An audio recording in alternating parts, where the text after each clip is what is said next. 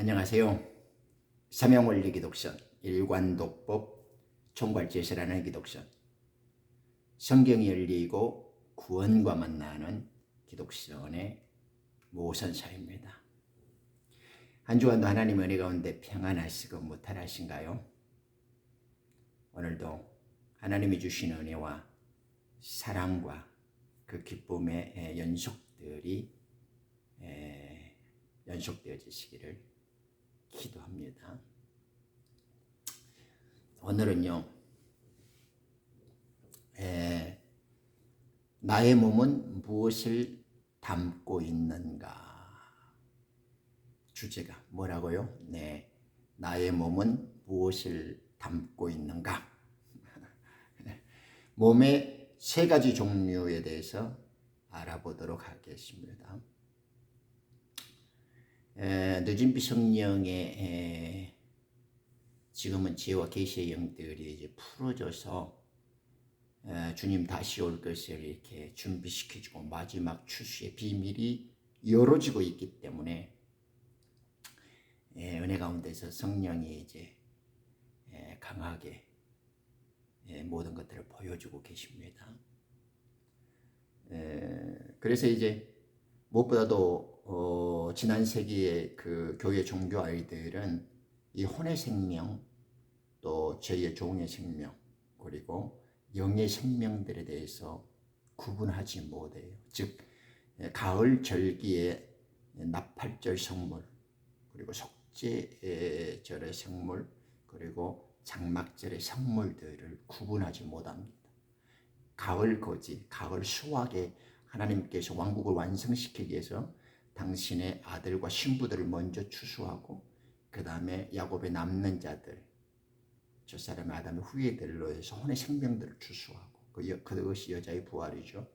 그리고 이제 천년 왕국에다가 에돔의 자손들을 넣어놓고 그들로 하여금 이제 천국의 시민들을 거둬들이는 이 가을 절기 추수의 비밀들에 대해서 그동안 이 교회 종교 아이들은 참된 진리에서 한 발자국도 나아가지 못했죠. 그렇기 때문에 그들은 비스무리하게 혼의 지식과 자기의 신학적 교리를 세워서 제 입맛에 맞는 대로 약간 막 떠들어대고 왔단 말입니다. 그것이었지 사람들만의 문제겠습니까? 하나님께서 비밀을 열어주지 아니하시면 인간들은 알 수 없는 거죠. 오늘은 눈 안 다스리지 몸의 세 가지 종류, 즉 나의 몸은 무엇을 담고 있는가 라는 주제로 말씀을 해보려고 합니다. 요한복음 2장의 그 마지막 절에 가보면 하나님께서, 즉 예수님께서는 우리 몸에 무엇이 들어있는지를 안다. 그렇기 때문에 당신의 몸을 의탁하지 않았다라는 의미심장한 표현을 던져주고 계세요. 하나님이시지만은, 창조주 하나님이셨지만은 우리의 몸을 만들어서 약속의 성령을 따라 이 땅에 오셨던 우리의 구주 초림의 예수님은 당신의 몸의 성전, 참 성전을 인격적으로 보여주시기 위해서 이 땅에 오셔서 몸된 성령의 부활을 세우시는 모습으로 우리들에게 이제 보여주죠. 그것을 익히 잘 깨달았던 사도 요한은 이 장에서 예수님께서 성전을 정화하시고 성전을 청소한 다음에 이제 자기 몸에 세우는 참된 성전을 이제 계시하시죠. 유대인들에게 헤롯 성전 46년 동안 지은 이 성전을 헐라. 그러죠. 그러면 내가 3일 만에 세우겠다. 하늘 성전이면서 몸된 자신의 성전을 말씀해 주시고자 하셨단 말입니다. 그러면서 그 마지막 전에는 사람 속에 무엇이 있는지를 안대요. 참 의미심장한 말입니다. 그래서 이제 우리들은 지금까지는 이렇게 막연하게 의식했던 우리 몸이 무엇을 담고 있는가 하는 그 세 종류에 대해서 눈이 확, 그죠? 심장이 뻥 뚫어지게 좀 정확히 알자는 말입니다. 이 오늘의 말씀을 통하여 하나님께서, 성령께서 여러분들에게 한량없는 기름 부음을 통해서 이제 하나님의 선악을 분별하고 영의 분별의 은혜가 넘치게 기름 부음이 넓어져서 이 말씀들을 보고 들을 때에 말씀의 충만함, 그 진리의 영, 진리의 생명으로 샘솟도 솟아나는 기쁨과 벅찬 환희가 될 거예요. 그래서 그리스도의 의의 오롯으로 갈아입고 부활 생명으로 이제 더욱 장성해지는 것을 느껴갈 수 있을 것입니다. 먼저 이 세 종류, 물론 인간에 대한 성경의 비유는 수없이 셀 수 없이 많습니다만은 그 중에서도 이제 우리가 오늘 이 시간 집, 그죠? 하우스라고 설명된 집, 그리고 두 번째는 해비테이션, 거주지, 그죠? 처소라고 지칭되는 단어. 그리고 마지막으로 세 번째는 템플, 우리가 전이라고 말하죠. 이 세 단어를 가지고 우리 이 몸을 비유해서 말씀하시고자 하는 하나님의 뜻이 무엇인가? 그리고 우리 몸이라는 것이 하나님의 영을, 하나님의 생명을 담고 있는 그릇으로서 나의 현 주소, 내 생명의 정체성, 내 믿음의 현 주소를 성경에 비추어서 깨달아보자 이 말입니다. 성경에는 비유로 너무 가득하죠. 셀 수가 없습니다. 저의 표현으로는 이렇게 지리포천이라고 합니다. 땅의 이치와 질서를 들어서 하늘의 도리를 이제 설명해 주려고 하는 것이 많죠. 그래서 성경은 비유입니다. 우리에게 그냥 말하면 잘 못 알아듣기 때문에 우리들이 보고 듣고 접하고 있는 땅의 질서들을, 땅의 사무들을 통해서 보이지 않는 영적 질서, 영적 세계를 투영시켜주고 비유로 잘 깨달아 알 수 있도록 하나님께서 설명하고 계신다는 거죠. 성경은 오직 하나님의 뜻을 완성합니다. 그것은 그분의 의와 왕국을 이루는 일인데 우리는 이 사실을 주목해야 합니다. 인간을 통해서 하나님의 왕국이 어떻게 작동하고 완성되어지는가 성경은 그것에 대해서 주목하고 있죠. 그런 의미로서의 비유를 우리는 조금 주목해 볼 필요가 있습니다. 우선 비유와 이 성경의 뜻을 조금 알기 위해서 간략하게 성경이 왜 인간이란 존재, 인간 속에 담긴 생명을 이해시키기 위해서 많은 비유를 하고 있는가? 땅의 질서, 땅의 사물, 우리들이 흔히 생활 속에서 접하는 것들로 우리를 설명해 주고 있는가? 잠깐 한번 살펴볼까요? 대강이라도. 야고보서 4장 11절에 내일 일은 너희가 알지 못한다. 너희 생명이 무엇이냐? 이렇게 말하죠. 인생에 대해서 너희들은 잠깐 보이다 사라지는 안개다라고. 인생을 구름, 이슬, 쭉정이, 안개 이렇게 비유하죠. 네, 호세아서에 그랬습니다. 또 13장 3절 호세아서에 보면 아침 구름 같고 사라지는 이슬 같고 또 이렇게 쭉정이 굴뚝에서 나는 연기 같다라고 호세아 13장 3절에 말씀하고 있습니다. 베드로전서에는요, 내 인생은 풀과 같고 풀의 꽃과 같다 이렇게 말하죠. 베드로전서 1장 24절입니다. 시편 78편에 보면 인생은 또한 바람이다. 그죠? 인생은 가고 다시 돌아오지 못하는 바람과 같다. 그렇죠.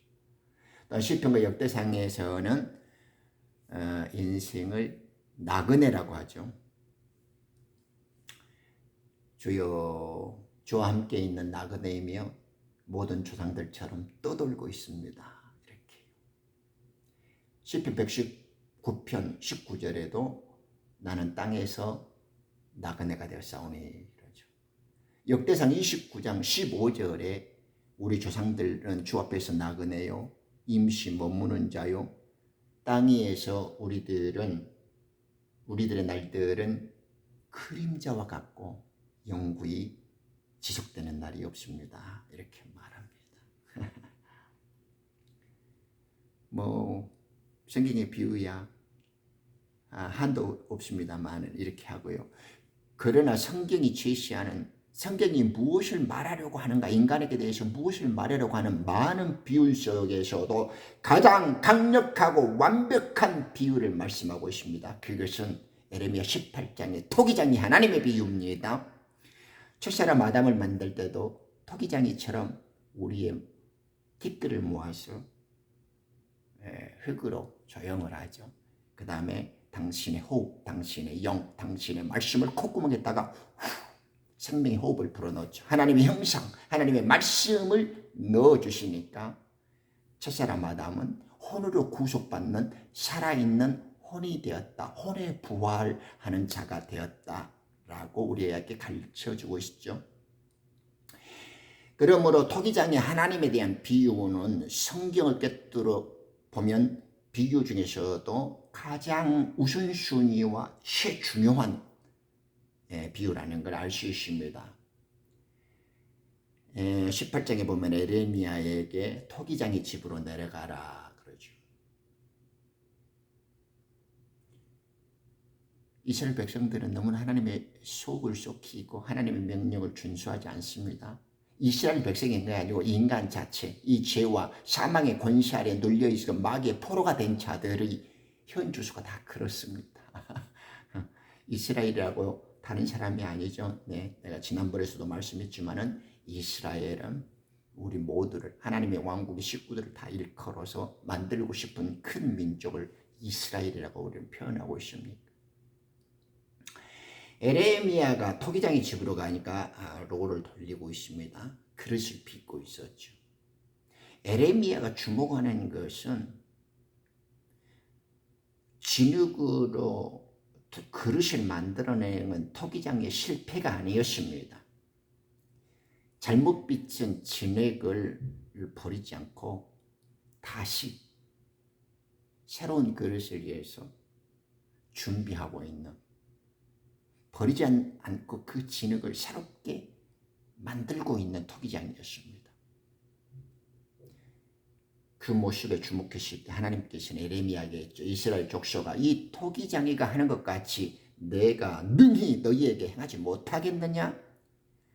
이스라엘 족속아, 진흙이 토기장이의 손에 있음 같이 너희도 내 손에 있다. 이렇게 말씀하죠. 그죠? 하나님은 인간들을 토기장이와 그릇에 비유합니다. 이 진흙, 이 티끌로 뭉쳐진 이것을 그릇을 만들고자 하는 겁니다. 그 그릇 속에는 하나님의 혼과 생명이 담길 것이고 말씀을 담아놓기 위해서 그릇을 만든 토기장이 하나님으로서의 창조 능력을 좀 가르쳐주고 있다는 겁니다. 너희가 손안에 있다라는 것은, 내 손안에 있다라는 것은 하나님께서 주무르시고 하나님이 빚고 하나님이 만들겠다는 겁니다. 토기장이 하나님께서 다시 빚어서 마음에 드는 작품이 나올 때까지 만들겠다는 거죠. 원하시는 작품을 생산할 수 있을 때까지 주님께서는 제조하실 수 있습니다.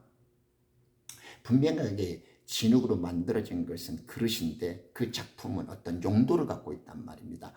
그릇 자체가 중요할 리는 없죠. 무엇을 담을 것인가에 따라서 그릇을 종기가 판가름 나는 거 아닙니까? 하나님께서 인간을 흙으로 빚었지만은 이것을 부활 생명을 담을 수 있는 하나님의 창조의 말씀, 이 영생을 주는 말씀을 담을 수 있을 그릇으로 만들기 위해서 우리를 지금 흙으로 빚었다는 겁니다. 그러니 하나님의 거룩한 말씀이 우리 속에, 영생하는 부활의 생명이 우리 속에 담기려면 우리는 얼마나 엄청난 그릇, 하나님께서 다듬고 하나님께서 만들고자 하는 최고의 그릇이 되어야 되겠냐 그 말입니다. 그 그릇을 표현하는 말이 이제 어떤 그릇을 담고 있느냐에 따라서 우리는 이제 결정됩니다. 지금 이제 이 말씀을 생각해 보면서 나의 몸은 무엇을 담고 있는 그릇인가? 하나님께서 나에게 무엇을 어떤 영을 담아 주시려고 했는가? 하나님의 요구대로 나는 하나님의 생명을 담는 그릇인가? 아니면 하나님의 영과 하나님의 부활의 생명의 말씀이 아니라 다른 주인의 다른 헛된 영, 다른 잘못된 것을 담고 있지는 않는가? 아니면 담고 있다가 쏟아버리고 망가지고 있는 것은 아닌가? 이것을 한번 살펴보자 이겁니다. 인간을 토기장의 하나님께서 그릇, 즉 당신의 생명을 담을 그릇으로 만들고자 하는 것이 하나님의 뜻이라는 것이 성경 전체의 맥락인데, 오늘 그러므로 나의 몸을 살펴서 나의 존재를 깨달아서 하나님의 생명을 담고 있는 그릇인지, 아니면 하나님이 아닌 마귀를 담고 있으면서 하나님을 담고 있다고 착각하고 있는 것인지, 아니면 하나님이 참 생명을 담아 주려고 하지만은 나는 그 믿음을 잃어버리고 생명을 소홀히 여겨서 쭉정이처럼 버려지고 믿음의 결실을 맺지 못한 그릇인지 오늘 분명하게 꿰뚫어보자 이 말입니다.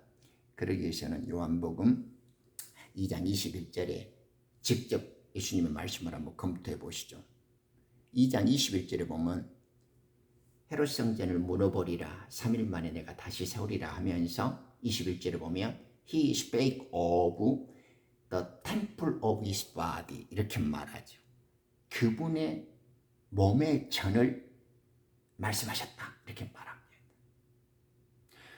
이제 인간들이 세우고 여기 있다 저기 있다 산에 있다 저 시내에 있다 이런 더러운 전, 이런 건물 유형적이고 보여주고 가시적인 이런 뭐 예배당 하나 뻔 따갖고 돈 뜯어갖고 사기쳐가지고 지 자랑하고 지그들 위력을 뽐내려고 하는 이런 더러운 헛짓거리가 아니라 우리 주님께서는 우리들의 존재를 새롭게 해서 우리 몸속에 하나님의 생명을 직접 담아버린단 말입니다. 임마누엘 성훈련을 하나님의 영을 우리들에게 직접 담아서 우리에게 주인으로 오신단 말이에요. 신랑으로 오신단 말이에요. 새로운 출생 속에서 우리를 하나님의 생명으로 바꾸기 위해서 당신이 찾아오신단 말입니다. 마치 마리아에게 당신의 말씀이 꽂혀서 태어난 것처럼 우리들 속에도 이제 하나님의 영이 직접 오셔가지고 우리를 부활 생명으로 탄생시킨단 말입니다. 그러므로 구원과 믿음은 새로운 출생의 문제고 태어남의 문제입니다.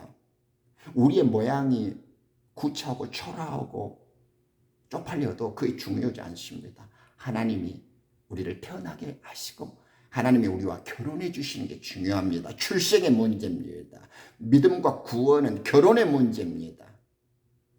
우리들이 조금 구차하게 생기고 우리가 좀 가난하고 우리가 좀 헬렐레 해도 괜찮습니다. 하나님이 만드시는 겁니다. 우리의 공로와 우리의 노력은 단 0.001%도 섞일 수가 없어요.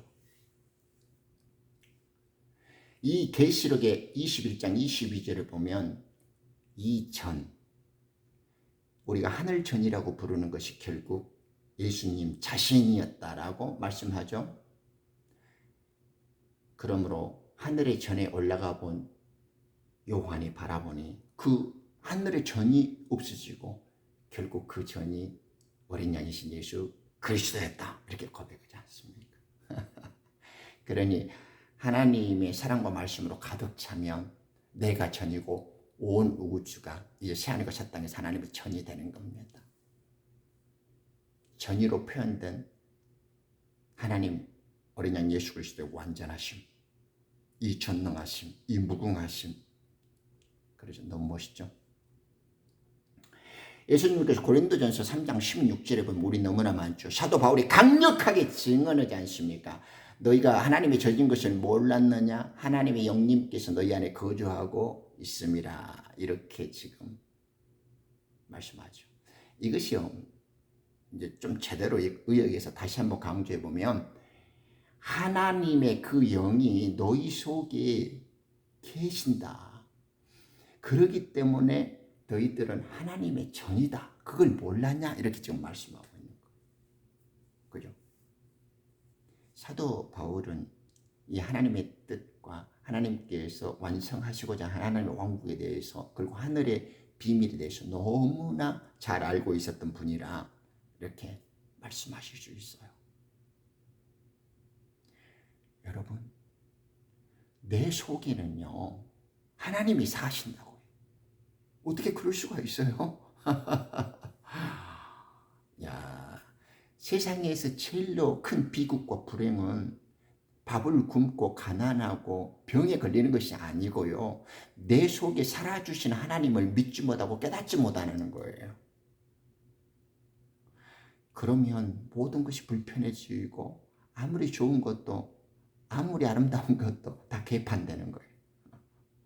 끝까지 조금 배부르고 끝까지 잠깐 없어지고 썩어질 옷 입고 먹고 어디 가봐야 그 무슨 의미가 있어요.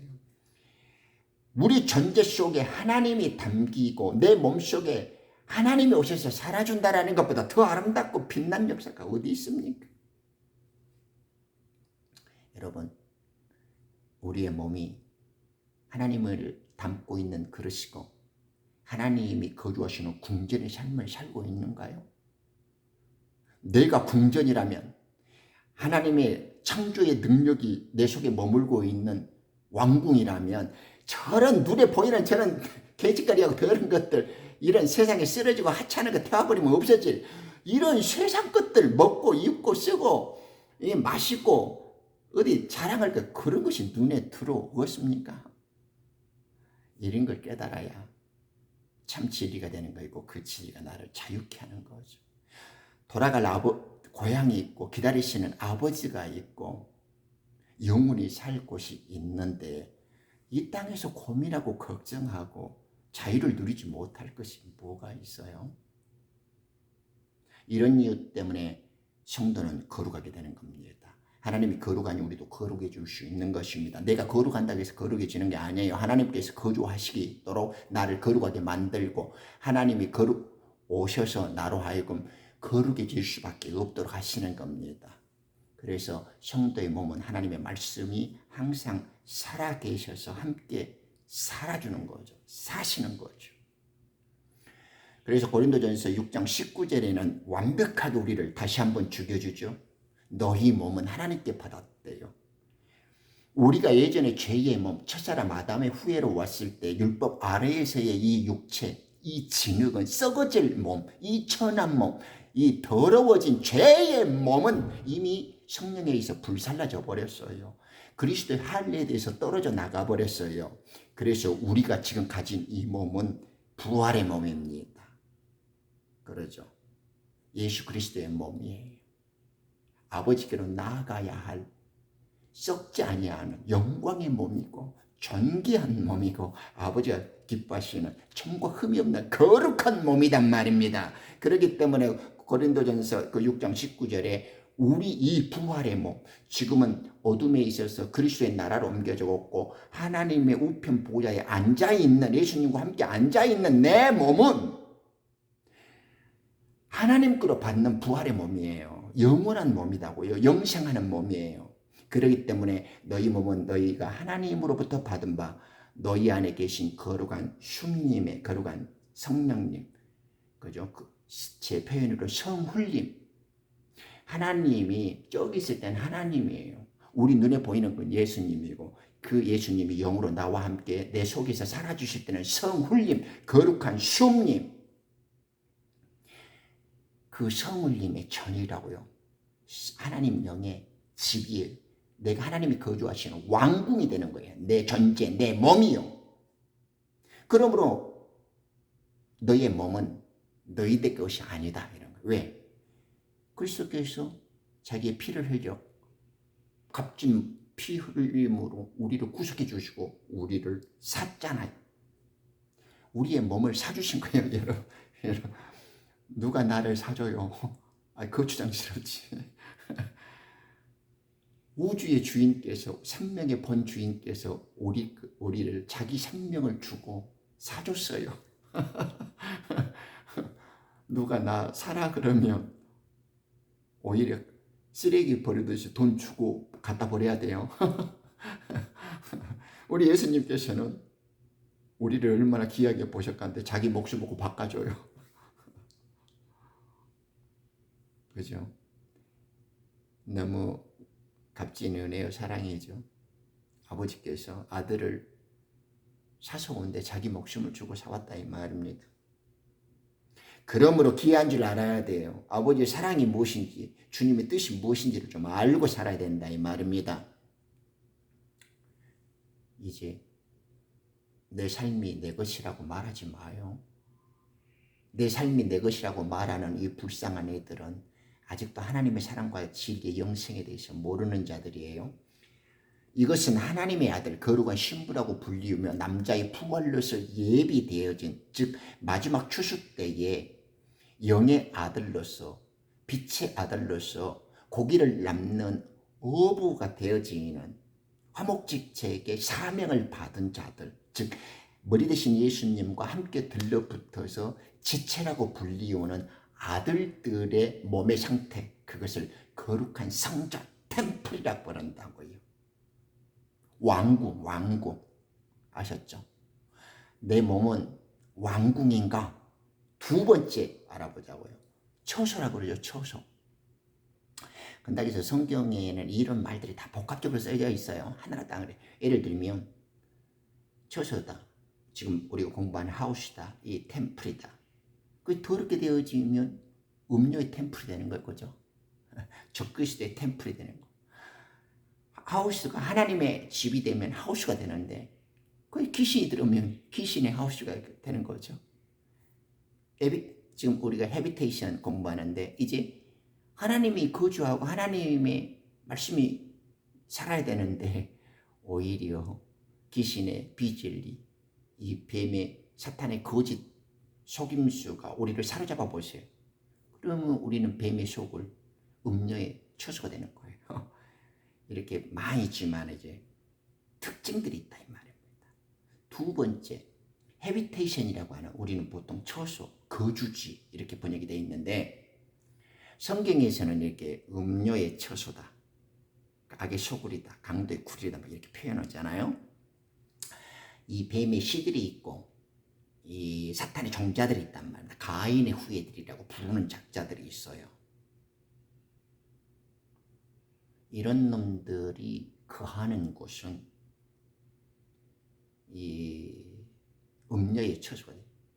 진리가 없는 곳에 당연히 마귀밖에 없죠. 그렇죠? 제일 비극이 뭐냐 그러면 하나님이 주인으로 아니 계신 곳에는 전부 귀신이 주인이 돼 있어요. 즉 사탄이, 마귀가 그의 정신과 몸을 지배하고 있다고요. 그런데 이 거짓과 비진리와 속임수의 왕이 인간을 갖고 노는 이 사탄의 입장에서는 사탄이 가지고 놀고 있다는 걸 우리는 못 알아차리게 만들어버리죠.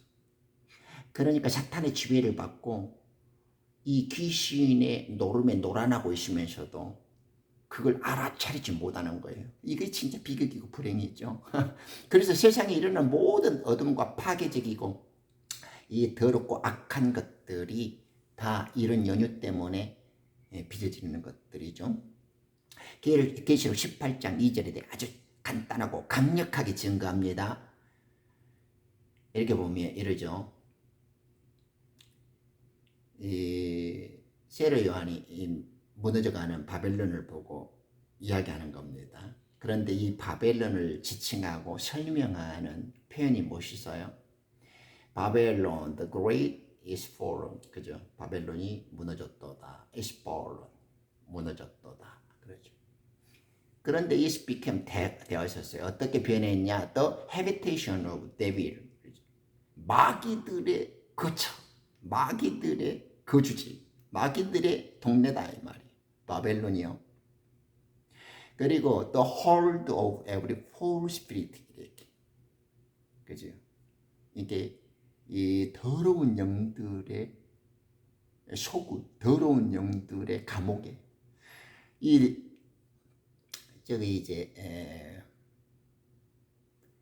이 마귀들은요, 이 거짓 선지자와 이 적그리스도의 무리들, 이 뱀의 씨앗들은 지그들만의 아성들과 아주 멋지고 막 육안으로 보기에는 금빛 찬란한 곳에서 살잖아요. 영화롭게 호화호식하죠. 온갖 금, 보석 같고 막 세상의 모든 돈들을 다 검어쥐고 있으니까. 그런데 성경의 표현이 참 코믹하면서도 현대적이에요. 이런 애들 보고 이게 홀이라고 썼어요. 감옥이에요. 감옥. 그죠? 포로 수용소 같은. 근데 저놈들은 세상을 지배하는 왕국이고 부귀 영화를 누리고 있는 제일 좋은 낙원이다 이렇게 느끼죠. 그런데 저런 악한 것들이 모여서 노는 것들을 이렇게 감옥이나 소굴이나 이 세장 포로 수용소에다 비유를 한단 말입니다. 성경이 멋있죠? And the cage of every unclean and hateful bird. 가증한 새. 이 더럽고 가증한 새들이 모이는 새장. 케이지. 새장이죠. 우리죠, 우리. 새를 가다 놓은 우리 있잖아요. 이게 새장과 같고, 이 포로 수용소 같은 악한 영들의 마을 소굴이고, 그리고 마귀들의 거주지다. 마귀들의 동네다. 바빌론이라 이렇게 표현을 하죠. 마찬가지예요. 하나님의 영이 거주 않으면 인간들은 이렇게 마귀의 거주지, 더럽고 악한 영들의 소굴, 그리고 우리들은 이렇게 가증스러운 영들, 그것들의 세장에 지나지 않는단 말입니다. 그죠? 이 케이지라는 단어가 상당히 멋져요. 성경에 딱 2번 나오는데 이것이 에레미야 5장 27절에도 나와요. 세장의 새들이 가득함과 같이 그들의 집은 속임수로 가득하다 이렇게 나오죠. 이 성경에서 악한 영들을 새의 비유를 많이 하죠. 그들은 커지고 부귀가 늘어나고 재물이 늘어나죠. 그것이 이 땅에서의 속임수의 결과와 열매들이에요. 그리고 그들은 그것 갖고 자기들끼리 파티를 해요. 멸망이 날이 다가올수록 그들은 이걸로 더 취해 있습니다. 그죠? 은행의 포도주로 재물을 이렇게 더 크게 늘리고 더 쾌락의 광란을 일으킨다 이 말입니다. 그러나 그들은 세장에 갇힌 것보다 여기서 속임수로 가득하고 거짓으로 꽉 찬 그들을 세장에다 비유하고 있습니다. 상당히 재밌죠? 좀 코믹하면서도 재밌지 않습니까? 이제 마지막으로 집 하우스라고 해요. 보세요. 왕궁은 궁궐이라고 하죠. 우리 왕궁을 때 궁궐. 임금께서 사물을 보시고 그 옆에 숙소가 있죠. 일을 행하는 곳이 궁이고 저녁이면 침수에서 잠을 자는 것을 궐이라 이렇게 말하잖아요. 궁궐. 그러니까 항시 상주해 있죠. 그러므로 왕궁이나 궁궐들은 왕이 일도 하면서 거주도 하신단 말입니다. 잠도 자는 곳에. 물론 우리 하나님께서 잠이 없으신 분이지만 그러므로 우리가 하나님의 왕궁이 돼야 돼요. 왕궁이 돼야 돼. 왕궁은 그래서 계속 상주해요. 왜? 왕과 임금이 있으니까요. 그런데 이 마귀들이 거주하는 소굴, 이 처소, 이 거짓 영들의 이 세장에는 항시 마귀들이 있는 곳은 임시적이고 잠깐 있다라는 느낌이 있죠. 예를 들면 수용소라든가 잠깐의 거주자라든가 거주지 이런 것들은 왕궁에 비하면 그 생명의 전속력이라든가 어떤 그 정주성이 좀 떨어지잖아요. 그죠? 집은 그 중간 정도로 돼요. 집. 예를 들면 집은 건축물인데 집을 주인이 즉 사람이 거주할 목적으로 지어지잖아요. 사람이 거주할 목적으로 지어지는 건축물이 집이라고 할 수 있죠.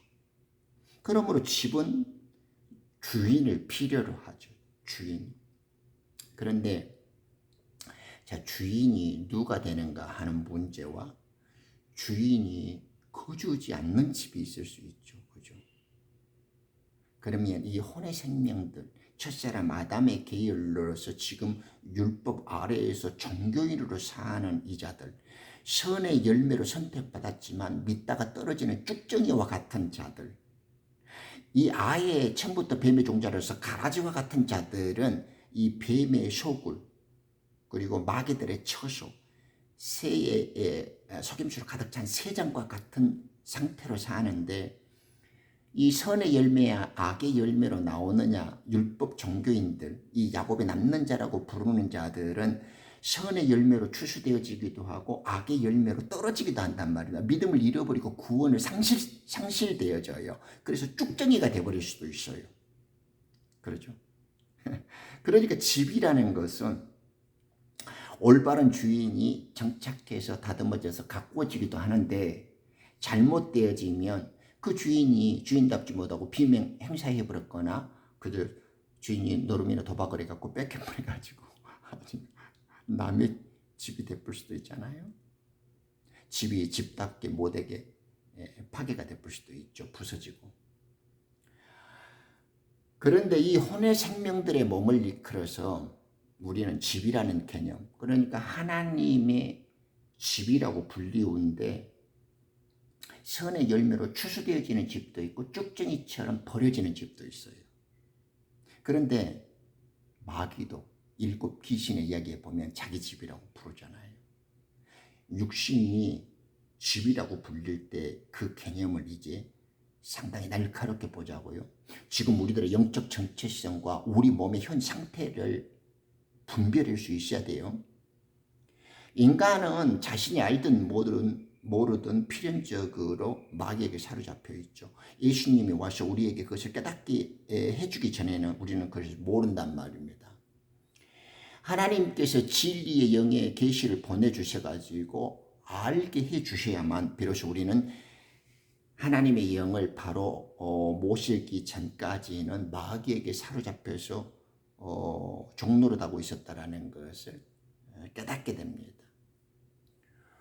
그러면 이것을 제일 적나라하게 잘 말해주고 있는 것이 마태복음 12장에 나오죠. 더러운 귀신이 사람에게 나갔을 때에 물 없는 곳으로 다니기를 구해요. 여기서 물이 없다고 하면 생명수가 진리의 영이 없는 곳이에요. 마귀들은 물 없는 곳을 좋아해요. 즉 말씀, 생명의 진리가 없는 곳을 찾아다닌단 말입니다. 그러므로 물 없는 곳에 다니기를 쉬기를 구하다가 찾지 못하니까 이 더러운 귀신이 12장 44절에 보면 이에 가로되 내가 나온 나의 집으로 다시 돌아가리라. 와보니 그 집이 비고 소재가 되고 수리가 되었대요. 인간의 자기 스스로 자기의 삶을 소지하고 개혁하고 자기의 삶을 변화시키는 것은 개짓거리라는 거예요. 그죠? 그 헛짓거리예요. 왜냐? 잠시 그렇게 자기 자신을 비우고 소지하고 자기를 잠깐 청소해봐야 일곱 귀신은 그걸 노리고 있다가 더 악한 귀신과 함께 다시 주인으로 찾아오니까요. 하나님이 실제적인 주인이 되지 못하면 이렇게 늘 일곱 귀신의 노름 속에서 장난질 속에서 우리는 노예가 되어지고 더 비참한 환경으로 나아갈 뿐입니다. 여기에 더러운 영이 이 육신의 몸을 자기 집이라고 하잖아요. 그러니까 인간의 몸을 두고 하나님의 영과 이 더러운 영 마귀가 싸우는 거예요. 누가 더 주인이 될 것인가 하고 쟁탈전을 벌이고 있다는 걸 알게 되어집니다. 그죠? 보세요. 더러운 영이 어떤 사람에게서 나왔다가 그 사람에게 다시 들어가는 장면인데, 이 더러운 귀신 마귀도 사람의 육신을 갖고 자기 집이라고 하고 있다는 걸 주목해야 됩니다. 인간은 스스로 자기 삶의 주인이 될 수 없어요. 반드시 인간은 누군가 주인을 모시고 살아야 합니다. 그런데 그 주인이 하나님이 되느냐 마귀가 되느냐 차이일 뿐이에요. 이것이 진짜 중요한 문제죠. 그래서 45절에 보면 이에 가서 저보다 더 악한 7귀신을 그러니까 귀신으로 가득 잡았다 이 말이에요. 생각하는 것마다 다 귀신 짓거리. 그렇죠? 마음이 지어내는 것보다 다 귀신의 명령을 받고 귀신의 조종을 받는 것이단 말이에요. 하나님의 영이 그 속에 있지 않는 한 모두 귀신이 조종하고 귀신이 장난질하고 귀신이 만들어내는 작용에 불과하다 이 말입니다. 7귀신이다 이 말은 그들이 생각하고 뿌리고 하는 짓거리가 모두 귀신의 조종과 손아귀에 있다 이 말이에요. 7귀신을 데리고 들어가서 그 안에 그 사람의 나중 형편이 전보다 더욱 심하게 돼. 그렇죠. 인간들은 자기 스스로 변하고 자기 스스로 개혁하고 자기 스스로 자기를 깨끗하게 해봐야 갈수록 더 비참해져. 남을 정죄하고 비판하고 더 쾌락을 즐기고 더 미워하고 더 금과 은을 밝히게 되어지고 지자랑 만들어 놓게 되어져요. 그래서 지리를 더 미워하게 되어지는 가정한 일에 참여하게 되어지죠. 그런데 이 악한 세대가 이와 같대요. 예수님 산 시대뿐만 아니라 그러므로 옛날이나 지금이나 똑같습니다. 이 악한 시대가. 하나님의 영만이 이 문제를 해결할 수 있어요. 이제 자기 영의 실종, 자기 영의 정체성에 대해서 확연히 깨달았죠. 감사합니다.